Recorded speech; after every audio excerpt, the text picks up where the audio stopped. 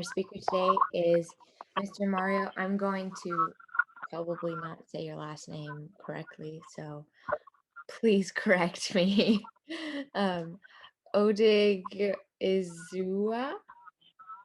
Yep, that's it. All Odighizuwa. right. And he's a Christian who identifies as a peer with lived experience.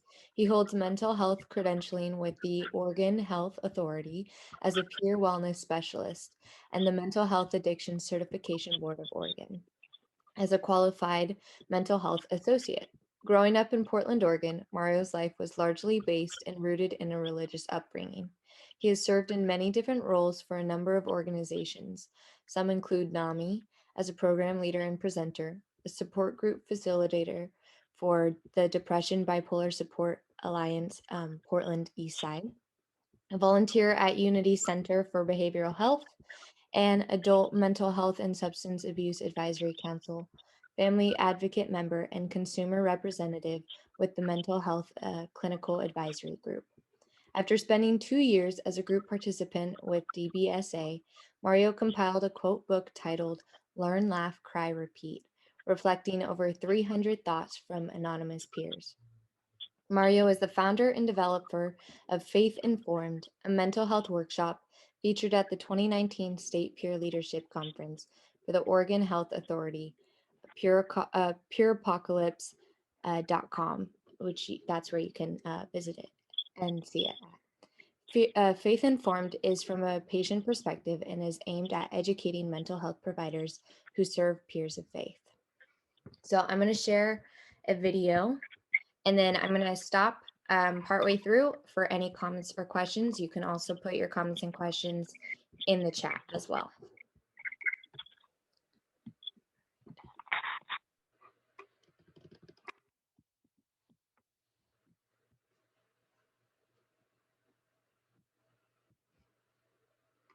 Hello, everyone, and thank you for joining me for Faith Informed, a Kingdom Conversation. My name is Mario Odighizuwa, and I'll be your presenter for this workshop or this breakout session.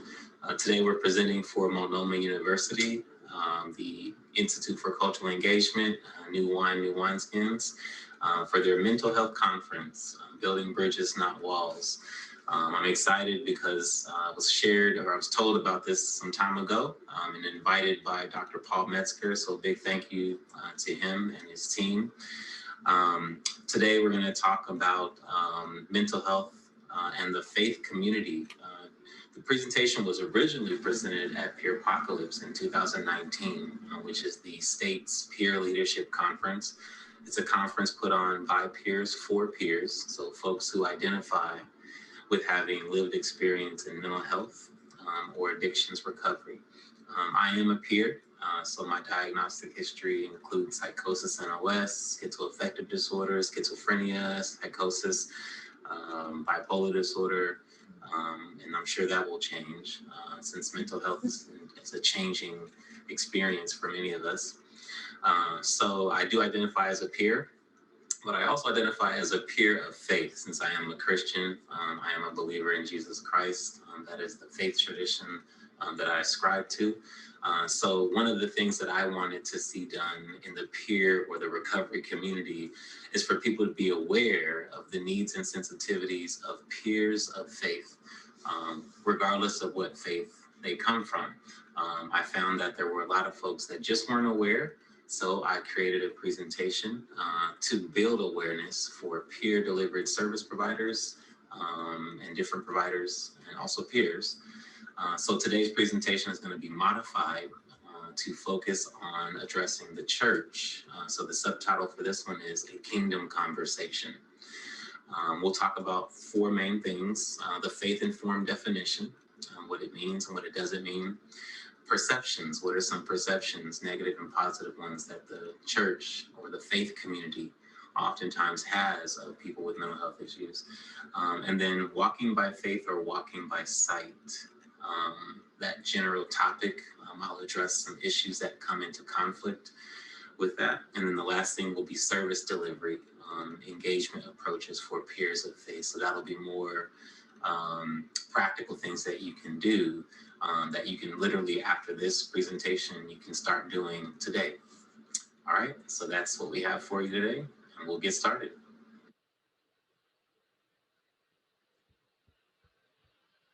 All right, so the first segment is on faith informed, what the definition is. So the definition, or I should say the goal of the workshop, the original goal was an attempt to encourage peers and peer delivered service providers to be more aware of the needs and sensitivities of peers of faith. So folks like myself, anyone who's a peer of faith who identifies as a peer of faith, you want to be aware of those needs and sensitivities if they get admitted to a psych ward, if they're receiving outpatient mental health services, maybe they're going to an outpatient recovery center, a rehab center. If they identify as a peer of faith, oftentimes people have completely disregarded that. Some people do that under this notion of separation of church and state. But in the process of disregarding that, you end up offending the peer of faith, potentially causing more problems to them or for them. Causing a degree of moral injury to that peer. So that's a part of why I created this workshop. So what does it mean to be faith informed? I'm going to tell you what it means and what it does not mean. So what it does mean is being aware of the needs and sensitivities of peers of faith. That's the first thing. The second thing is being aware of your own religious related traumas or bias. And it could be both. Oftentimes you might encounter peers, I should say, might encounter providers, psychiatrists, different wraparound service providers that have no real regard for a patient's faith when it comes to their service, when it comes to them providing service. They may not be aware that they're actually hindering, harming, or making worse a person's condition because they're disregarding their faith. So, or because they have their own religious related traumas, which creates a bias. So that's also why this was created. So what it does mean, like I said, is being aware of the needs and sensitivities of peers of faith, and then also being aware of your own religious related traumas or bias. What it does not mean, faith informed, what it does not mean is being a person of faith, being or becoming religious, or evangelizing, proselytizing, preaching, or converting. So being faith informed doesn't have anything to do with those features that I just described. So it does not mean that you have to be a person of faith. You can be an atheist and still be faith informed. You don't have to become religious to be faith informed. You don't have to evangelize, proselytize, preach, or convert to be faith informed. It's just being aware of the needs and sensitivities that peers of faith have, but also being aware of your own bias. So what is a peer of faith? I do want to give that definition as well. What it does mean is a peer with lived experience in mental health and or addictions recovery who actively practices in a faith tradition of some kind. So that's like myself. I grew up with a missionary Baptist tradition, went to an AME church. I now declare myself non-denominational, although when you hear me talk or when I answer questions related to my faith tradition, you'll see that I more so answer things in accordance to the Baptist faith tradition. But I do declare myself as non-denominational at this stage. So that is what a peer of faith is. Someone who has lived experience with mental health or addictions recovery, but is also active in their faith tradition. And active in their faith practice or their faith tradition is self-defined. All right, and so what it does not mean, what a peer of faith does not mean is someone who was baptized or saved. That's like a traditional term used in the Judeo-Christian community. And it does not mean that it's a peer who identifies as the dominant culture, faith tradition. So that's also important to make sure that you don't make assumptions about peers of faith that, oh, well, they probably are Christian because the majority of folks in this area are Christian, or they're probably Muslim because the majority of these individuals come from this community. So we want to make sure that we don't make those kinds of assumptions. So I want to make sure I give you that first and foremost, that definition of what it means to be faith informed. And as I shared before, I'm going to say this a few times in this presentation that the original goal of this presentation was to inform peer providers, peer delivered service providers, and peers. So folks who deal with people who have mental health issues or addictions issues, to be aware of the fact that there's peers of faith out there and that they should address them appropriately. So that's the first segment.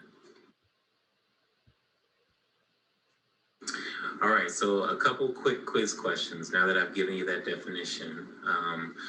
Question, which of the following is the best meaning for the term faith-informed? Is it A, being a person of faith who is aware of the needs and sensitivities of peers of faith? Or is it B, being aware of the needs and sensitivities of peers of faith while being aware of your own religious-related traumas and or bias? Or is it C, being religious while being aware of your own religious-related traumas and or bias? Or is it D, converting peers into peers of faith? All right, you can put your answer choice in the chat box, and we'll see which of you have the right answer. So to that one is B, being aware of the needs and sensitivities of peers of faith while being aware of your own religious-related traumas and or bias. Sounds like a mouthful, but that is the answer, B. All right, next question. Being faith-informed, this is a true or false question, I should say. True or false? Being faith-informed does not mean that a person must be or become religious. True or false? All right, you can put your answer choice in the chat box. We'll see which of you have it right. All right, the answer is true. The answer is true. All right, you do not have to be or become religious. All right, what about this one? Mario, What's the sorry. meaning of the term? Oh, I'm muted. Okay. All right. Yeah, I can hear you. Oh, sorry. I was just going to say my chat's disabled. I don't know if other people are having that. Oh, I haven't been able to- sorry. Okay, it's Kayla. Kayla, are you hearing? Yeah. I'm not sure Kayla has access to enable the chat. Okay.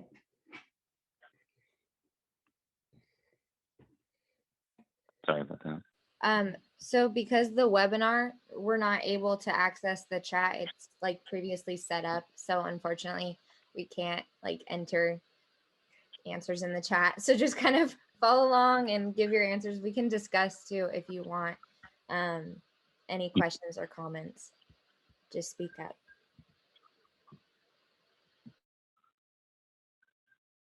I'm going to resume sharing unless anybody else has questions or comments. And we have a segment at the end for questions or comments as well. So if you want to jot them down, then we can go to those. Yeah, absolutely.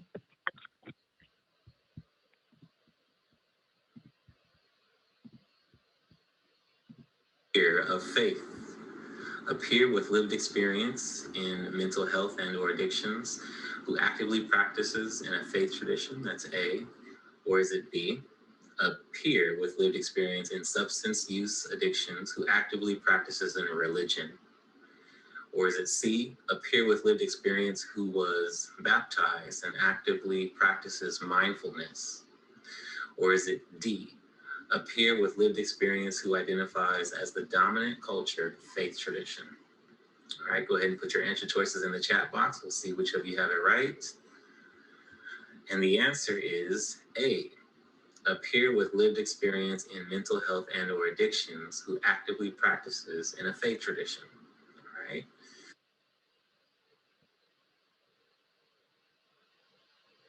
All right, so this segment is on perceptions. So there's negative perceptions and there's positive perceptions. On your screen, there should be a list of a few. I'm going to start off with some of the negative perceptions and then talk a little bit about a couple of them and then some of the positive, and then I'll have some questions at the end for you. So negative perceptions. The first one says people are passed off as acting out to get attention. And these are particular perceptions from the faith community, which includes the church. So people are oftentimes passed off as, so they're just acting out to get attention. You might see another one there that says people are seen as being demon possessed. Some say that, you're just angry with God. Folks who have mental health issues or addictions issues, you're just angry with God. Another one is you've done something wrong to bring this on yourself. How many of you heard that before? A lot of us have heard that before. Or your parents did something wrong to bring this on yourself.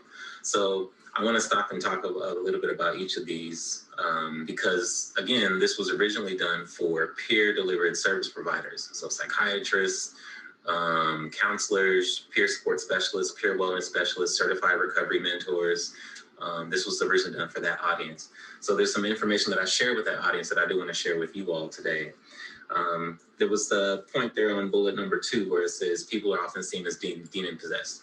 So that's a true, that is something that's allowable within the faith community. That's something that you're allowed to believe in certain dispensations or certain denominations. So I had shared with folks at Pure Apocalypse that there were schools across the country and across the world that teach courses in demonology, which investigate spiritual reasons for behavioral abnormalities within individuals or families. And I had also shared that there were over 500 priests that had arrived to Rome. This was about 4 to 6 years ago. It was reported on Mater Dei Radio, which is a radio station based here in Oregon. That over 500 priests had arrived to Rome to study demonology and other courses in order to become licensed to perform exorcisms. And this was recent. This is not like old history. This was within the last 4 to 6 years that they were reporting this. They had said that there was increasing numbers of family members who were requesting for priests to perform exorcisms within Rome. And so that's why lots of priests were going to get trained. And so this is a real thing. For folks in the recovery community, maybe psychiatrists, maybe counselors, maybe even peers themselves, some folks those individuals that I just mentioned, they'll probably roll their eyes or they'll be shocked. You know, when I shared this information during the conference, they were shocked to hear that this was a real thing. For folks in the faith community, it may not be a shock because we're familiar with hearing demon language. We're familiar with hearing the term demon. So it's not a strange thing to hear that in the faith community. But it is important to know that that is a perception that folks in the faith community do have. Another one was angry with God. I had mentioned at the conference that oftentimes if a person is considered angry with God, they're considered to being close to being in rebellion with him, with God. You might think back to your own experience with the emotion of anger. There may have been more times, more than likely, times where you wanted to do something that you would make the other person, or that you wanted to do something that would make the other person unhappy, make another person unhappy, whether by your own words or your own actions. Well, or maybe you were angry with someone you looked up to, who seemingly let you down. So being angry with God can sometimes be a projection of our own anger towards other people, family members. So it's not something that's too far-fetched for the faith community, but within the mental health or the recovery community, that might be a problem. People might be offended or turned off by that. So that is a perception that the faith community does have. The other one there on bullet point number 4, it says you've done something wrong to bring this on yourself. So this is a straightforward question. How many of you, when you do something wrong, you feel bad and you wonder whether you'll get in trouble for it or not? That's just generally speaking. How many of you might experience anxiety when you don't tell anyone that what you did? Maybe you did something wrong, you didn't tell anyone, but you start experiencing anxiety because of that. Or I should say, when you experience anxiety, are you nervous? Are you shaking? Are you nauseous, sweating? The reason why I'm asking this is because the physiologic profile of any person who holds something in, namely a confession, will experience one or more of those kinds of symptoms, and that's regardless of faith. Even atheists experience that. So that's pretty universal.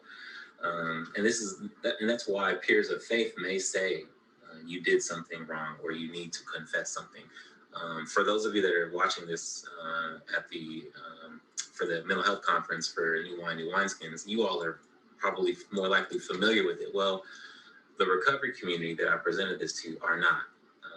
Many of them are not familiar with that. So that's also important to know that that's a perception that the faith community may have of folks who have mental health issues or addictions issues, but also be aware of the gap that a lot of folks aren't aware of that. All right, the next one was your parents did something wrong. All right, that's another one that's listed as a perception. That might come from within the church, from the concept around the sins of the father, the sins of the father concept, so predestination. I think I mentioned Ezekiel 18, chapter 20 at the conference, the one who sins shall die. I wrote, the child will not share in the guilt of the parents, nor the parents share in the guilt of the child. And so I'm saying this because in that particular passage, the sins of the father is countered, it's done away with. So the sins of the father, I think, goes back into Chronicles, if I'm not mistaken, further back in the Old Testament. Well, in Ezekiel, and there may be a couple of passages where that's actually reversed, where it's no longer the case. That has a lot to do with God's mercy, and that's what we believe in the faith community, or in the Judeo-Christian community. Another part that I had shared was that, those previous words, those were words of Ezekiel. So no one sinned. This is another quote I'm giving. No one sinned, but this would happen for the glory of God. So those are words of Jesus, and that can be found in the New Testament. So this statement speaks to ancestors, family bloodlines, and how things that they do affect us to this day. And so I'm giving that information to you all because I share that again with the Peer Apocalypse community. I'm going back and forth between what I shared with them, but also wanting to make sure you all are aware as well. Let's see. God is punishing you.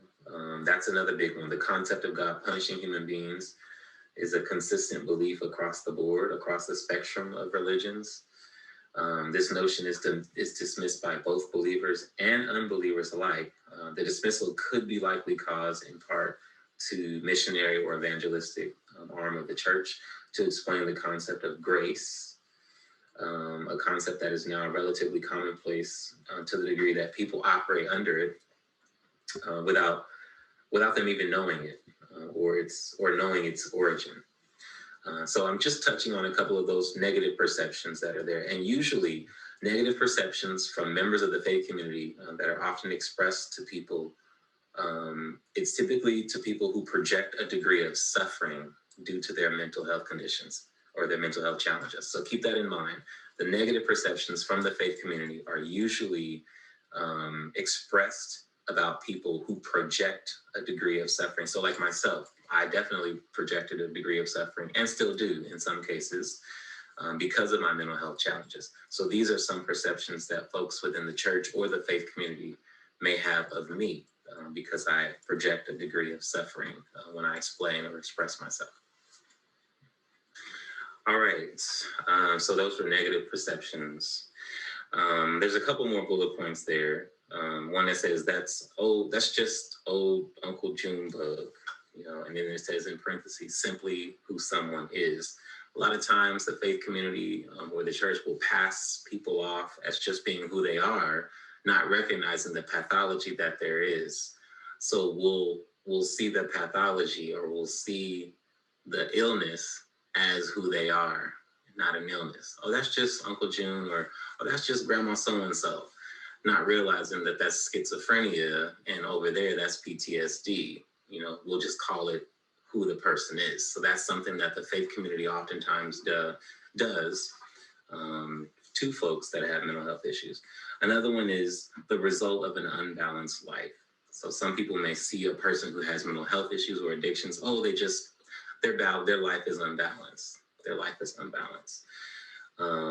That typically can come from certain kinds of faiths or certain kinds of religions when folks say that it's an unbalanced life. The next one says you did something bad in your past life. That's for those who believe in past lives. So again, these are negative perceptions that come from the faith community as a whole, even though I'm speaking to you all that are at the Multnomah University New Wineskins presentation. Be aware that these are negative perceptions that come broadly from the faith community as a whole. And then the last one says purgatory. You're in a place of suffering, a transitional place of suffering of some kind. And in that place, you suffer until you're delivered or until you're relieved. That may come from Catholicism or other kinds of faiths within other kinds of faith traditions, I should say, within the Judeo-Christian spectrum. So I do want to backtrack a little bit and touch on those two comments that I made. Your parents did something wrong, and the scripture references that I gave, because I don't want to, I'm not a minister, I'm not a pastor, I'm not, I am not clergy, I don't represent clergy, I'm a peer of faith. So I've tried to gather as much information as I can, as best as I can, and as accurately as I could, to present and share with you all. So that reference that I gave, Ezekiel chapter 18, verse 20, that speaks to the perception that that I mentioned earlier, the whole thing around your parent doing something wrong. Well, in that particular passage, it says, the one who sins shall die. The child will not share in the guilt of the parents, nor the parents share in the guilt of the child. So that actually is where an individual takes ownership for their own sins, rather than it being the sins of the father. So something is passed down. But the words of Jesus changes that, and I had shared that earlier, where he says, no one sinned, but this would happen for the glory of God. I think I said all this a little bit fast earlier, so I wanted to make sure I come back and clarify it. So those are the words of Jesus when parents came to him wanting their son or their child to be delivered, because their child was throwing themselves, if I remember correctly, into the fire or into flames, or there was some kind of challenge, and the parents wanted help. So the question that they posed to Jesus was, who sinned? Or that onlookers, I'll say onlookers, posed to Jesus was, who sinned, the mother or the father? Because that's how issues were resolved prior to Jesus's time.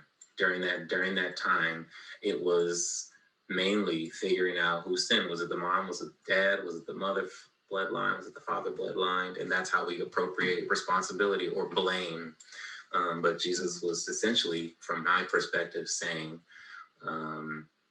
that's not the focus. We're not focusing on who's to blame. We're going to focus on the fact that God is going to get the glory out of it, rather than focusing on who's to blame. And I guess I want to highlight this because blame is a very interesting topic or concept for folks in the mental health community or the recovery community, for peers like myself. There is a lot of talk about making amends. You might hear that on like the 12 steps in recovery, AA, CA, the different kinds of anonymous groups that are out there. But believe it or not, it seems to be one of the most ignored steps, or least invested steps, the notion of amends, forgiveness, and reconciliation. And that's because of the notion of blame. The National Institute of Mental Health has said that no one is to blame for mental health issues, for recovery, for addictions. No one is to blame, that it is a physiologic, it is a biological, it is something that a person did not do to themselves. They were born a certain way with certain biology. But the challenge or the conflict comes where they also are sharing, again, this is the National Institute of Mental Health, they're also sharing the percentages of where conditions may lie or rest, where it may have come from. And I'm sharing this because I've shared this before in different groups, information that I've been given by different mental health agencies or advocacy groups.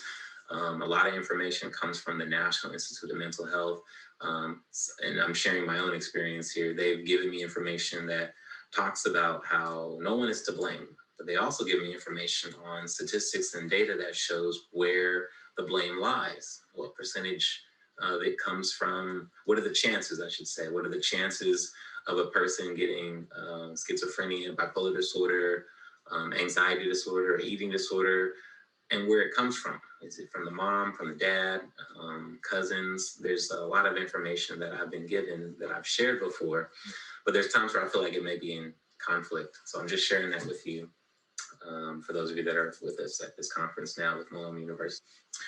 All right, so that should cover some of the negative perceptions. Now we're going to talk about positive perceptions. So on your screen, you should see a few positive perceptions listed. The first one says divinely inspired. Again, these are perceptions from the faith community, which includes the church. You might also see touched. We oftentimes might use the word touched. Someone is touched.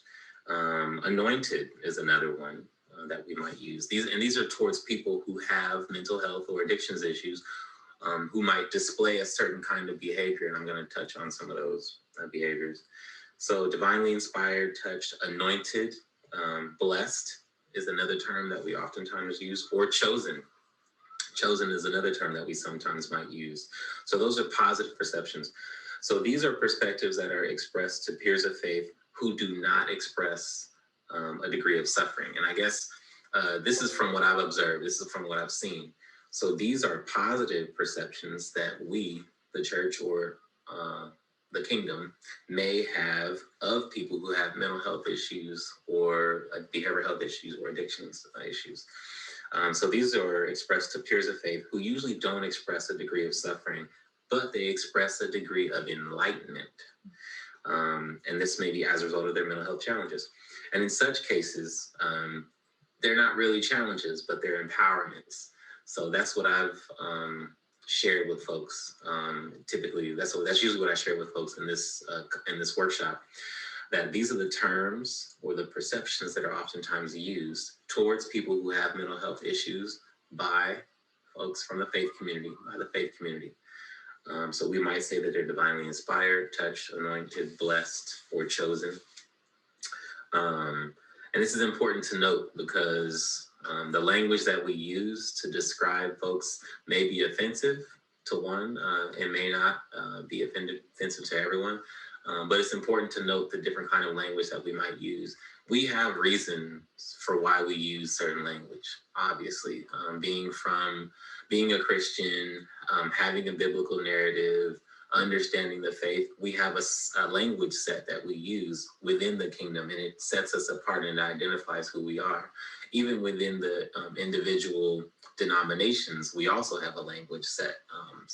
Pentecostals might speak differently from Baptists. Baptists might speak differently from Catholics. Catholics might speak differently from. So there's different language sets or dialects within the faith community that we use. So I just only listed like 4 or 5 perceptions that are oftentimes, or I should say commonly heard by the faith community when they're speaking about people in the mental health community or about folks who have addictions or recovery issues. So be aware of that. I have a couple of questions that I want to ask, like quiz questions. I have about 4 of them that I'm going to ask, and you can answer these in the chat box based on the information that I just shared. Of course, this is on perceptions. So this is the first question. This is a case scenario. So Jason is a 23-year-old Caucasian male with a history of bipolar disorder. He shared with his brother that he sometimes hears voices and worries that his mental health is declining. His brother says in response to him, God is punishing you, and that is why you hear voices. Both Jason and his brother attend the same place of worship. Jason is likely being perceived as a peer of faith who may be experiencing a degree of, and there's a few answer choices for. So is it A, enlightenment, B, endowment, C, suffering, or D, sabotage? So the question is, Jason is likely being perceived as a peer of faith who may be experiencing a degree of which one of those? Is it A, enlightenment, B, endowment, C, suffering, or D, sabotage? And you just answer them as best as you can based on the information that I just shared and presented. All right, put your answer choice in the chat box. So the answer is C, suffering. C, suffering. All right, so that would be a negative perception. That means Jason's brother has had a negative perception of him. And so he might see him as suffering. That's why he said God is punishing you. All right, so the next question. The faith community may at times perceive mental health in a negative way. Examples of negative perceptions include, all right, so there's 4 choices. Is it A, a belief that a peer is experiencing an unbalanced life? B, a belief that a peer is demon-possessed? Or is it C, a belief that a peer is divinely inspired? Or is it A and B? So that's the D choice. Is it A and B? So again, examples of negative perceptions include, and you have to choose one of these. Is it A, a belief that a peer is experiencing an unbalanced life? B, a belief that a peer is demon-possessed? C, a belief that a peer is divinely inspired? Or is it D, A and B? All right, put your answer in the chat box. And the answer is D. It is A and B. So a belief that a peer is experiencing an unbalanced life, or a peer is demon-possessed. So we talked about the negative perceptions earlier, so that's the answer for that question. The next question is, the faith community may at times perceive mental health in a positive way. Examples of positive perceptions include, is it A, a belief that a peer is angry with God? B, a belief that a peer is in purgatory? C, a belief that a peer is divinely inspired? Or D, none of the above? All right, so the question again was, the faith community may at times perceive mental health in a positive way. Examples of positive perceptions include, all right, you have four choices. Is it A, a belief that a peer is angry with God? B, a belief that a peer is in purgatory? C, a belief that a peer is divinely inspired? Or D, none of the above? All right, put your answer choice in the chat box. The answer is C, a belief that a peer is divinely inspired. Remember, it asks for positive perceptions, positive perceptions.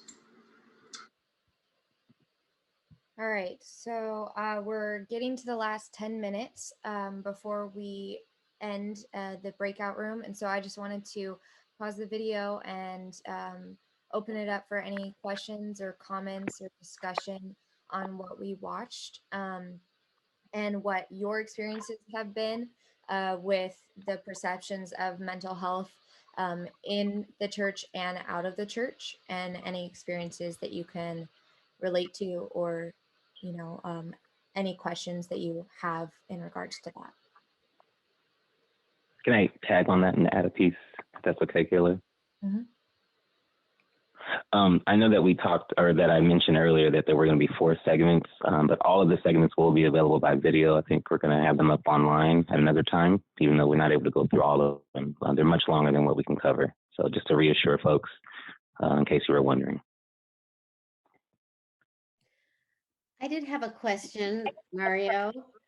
And I kind of just want to make sure that I'm understanding what you're saying, but you talked about the National Institute for Mental Health and how on the one hand, they will say that no one is to blame for mental illness, but then on the other hand, they'll offer stats that suggest that someone is to blame. Right. Can you unpack that just a little bit more? Yeah, so I didn't identify, I know they listed, there's a few different organizations that I work with, volunteered for, I may have been hired to work with, and we're given trainings, we're given information to present to patients or peers and their families. And I found from a faith perspective that some information was conflicting, and some may have even been dangerous to give to people. From being a Christian, I felt that I was at times giving people poison in terms of data or stats or what they call concordance rates. And I won't identify necessarily the organizations. I'm just sharing this with you all because I feel comfortable that I'm in a safe space, being with New Wine, being amongst folks who want to talk about mental health from a biblical perspective. And so that did happen, and I would say that I incurred a degree of moral injury, like I was quote unquote just doing my job. There were times where I refused to even share certain sections. Even though it's in a section, I'll pass it off to my coworker and let them verbally say or teach that section of the curriculum or the manual, because I just felt morally compelled, like, no, I can't do that. These patients are going to be discharged and they're going to start blaming specific people in their family, which is what I did, and it did not help. It did not help, especially knowing the core around forgiveness and reconciliation in the Bible. So I hope that answered that question. Yeah, thank you.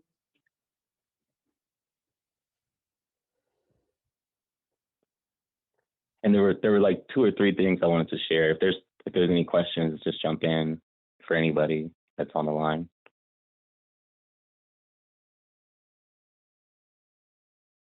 Okay, I'll just share one piece.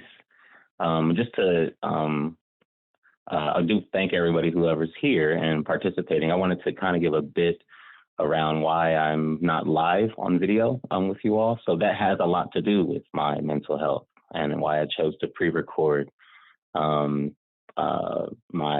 the breakout session. So my mental health changes quite a bit, and I want to make sure that I deliver on a promise. So that had a lot to do with why I chose to pre-record for New One rather than being live. And I do limit a lot of my virtual interfacing because of my beliefs around what contributes to my mental illness or my mental health or my instability. So I haven't done Zooms. The last time I did a Zoom was with Dr. Metzger, actually almost exactly a year ago. That was the very last time I did one. And that had a lot to do with the increase in virtual use because of the pandemic. So my mental health is being impacted, but I'm also still wanting to deliver on trying to advocate and support the fact that, we need to bust stigma. And I would love to hear, about mental health from a biblical perspective. So I still wanted to participate in some way. So I wanted to explain why I was doing, I'm doing audio. I'm okay. I have a landline. I have a phone I can use. But my recovery plan involves a lot of in-person engagement, and it has proven to work well before the COVID, but it got drastically interrupted because of COVID. So I'm making a lot of efforts to try to keep that and not be tempted to go into a virtual space, which can, for me, contribute to depression and leave me even worse. So I just wanted to explain that. Well, Mario, I'd like to just thank you for your vulnerability and sharing with us the way that you have. It's really touched my heart. Thank you. Thank you very much. I did have, I in those, the other clips that will be available online, there's definitely much more that's I'm not able to share because we just don't have time. But I wanted to give you all a little bit more about like my diagnostic history includes psychosis, NOS, schizoaffective disorder, schizophrenia, bipolar disorder with psychotic features, and those things will probably change, but I do want to give that as some background. At my worst, I was found on the freeway twice because of my psychoses. And just to kind of give you an idea, I won't go into detail, but I'm thankful that I'm okay now. I'm all right. I would say that I'm within my right mind. And I've also established some limits on what's safe and what's not safe, what's okay and what's not okay. I know we talk a lot about walking by faith and not by sight, but I've added to that I walk by sight when my faith isn't right. When I perceive my faith incorrectly, I've learned that it's okay for me to walk by sight and not go into wrong interpretations or hallucinations or what I may say in the spirit. I've gathered what's considered safe and what's not safe thus far, and I would attribute that to the Holy Spirit in my life. There's also a page that I have on the Pure Apocalypse website where I give terms for clarification, because you might have heard me use a lot of different language that you all are familiar with using, but in a different way, like the word faith or the word hope or the word belief. We oftentimes can use those words interchangeably for different reasons. And so there's a page that I have as a part of the whole presentation. This presentation was a snippet just for this conference, but if you go onto the Pure Apocalypse website, you'll get the whole meal. You get the 4-course meal on this faith-informed presentation. So I do want to share that with you all, so that way you all aren't wondering like, well, what's the diagnosis and what's going on with him. So and then the last thing too, I know I said before I'm not clergy. I'm not a minister or faith leader of any, formal kind. I did my best to try to give those scripture references as an example of turning points in doctrinal differences or turning points in how the Bible is perceived by the faith community or how it's delivered by faith leaders. And I know that there are many, many biblical references, many scriptures that would probably outweigh even just the two that I gave, but I wanted to use those as pieces that were like turning points for a lot of folks, for a lot of peers of faith, and for myself. So that's I think I may have spoken kind of too quickly about those, but I do want to just touch on that before we head out. And it was the connection between mental illness and sin, or mental illness as being a result of sin, something that's outside of the will of God. That's a part of what I was trying to address by using those two scriptures. And I just, so you know, I am moving into a consciousness or moving into the mind away from that kind of belief that it is as a result of sin, and more so focusing on, okay, how are we going to make sure that how do we make sure Jesus Christ gets the glory out of this? So I don't want folks to leave here, maybe misunderstanding what I said, or because I spoke in a way that didn't make sense when I did that. So I just wanted to clarify that as well. Were there any other questions at all?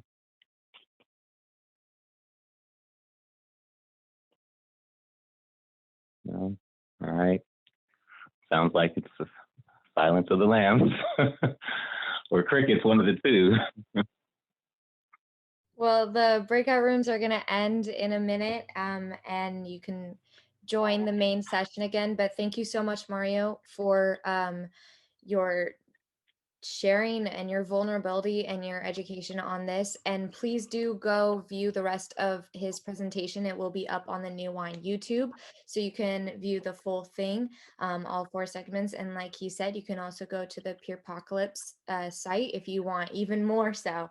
But this is, as always, a conversation and a topic that we as the church need to be a part of and need to be engaged in and participate. So, because it affects us all. So thank you for being a part of this session. And thank you, Mario, again, for being our speaker. So Thank you, Kayla. Thank you all.